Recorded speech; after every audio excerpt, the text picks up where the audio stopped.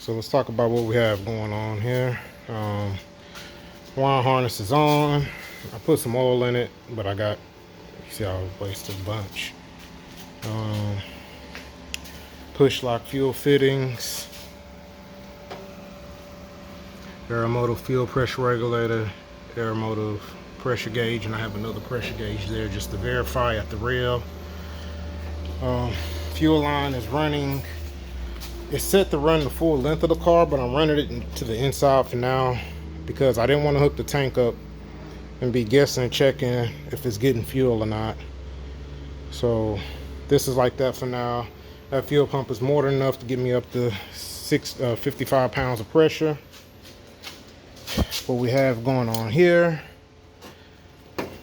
this is the ground circuit going to a ground ECU.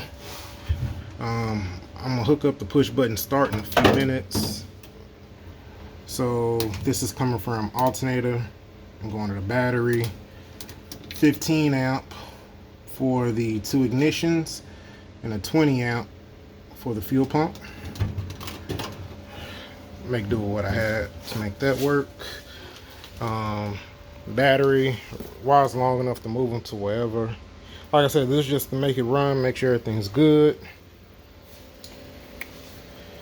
So go ahead and turn it on. Just put that on.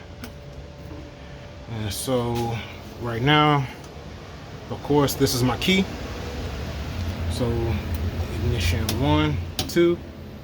You hear the ECU cut on, fuel, touch the key.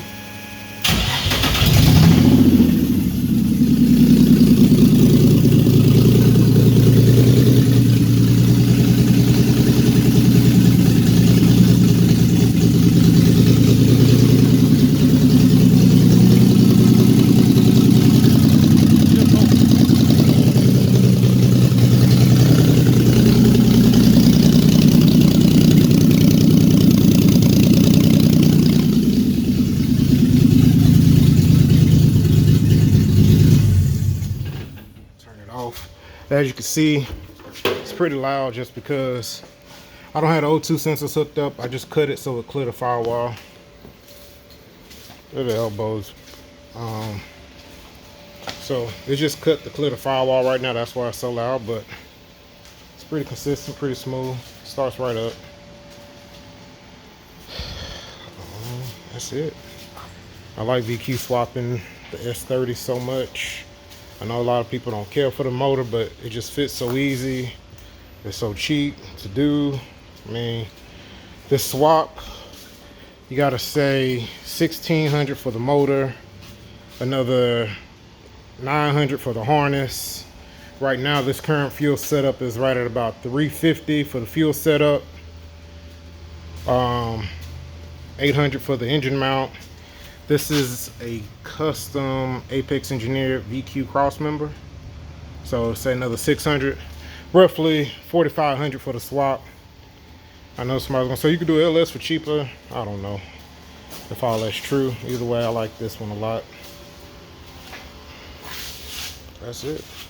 Just a quick rough setup, but it works. So this wire here, if you relay the fuel pump, then this will control the relay on the fuel pump, and then this is just the starter.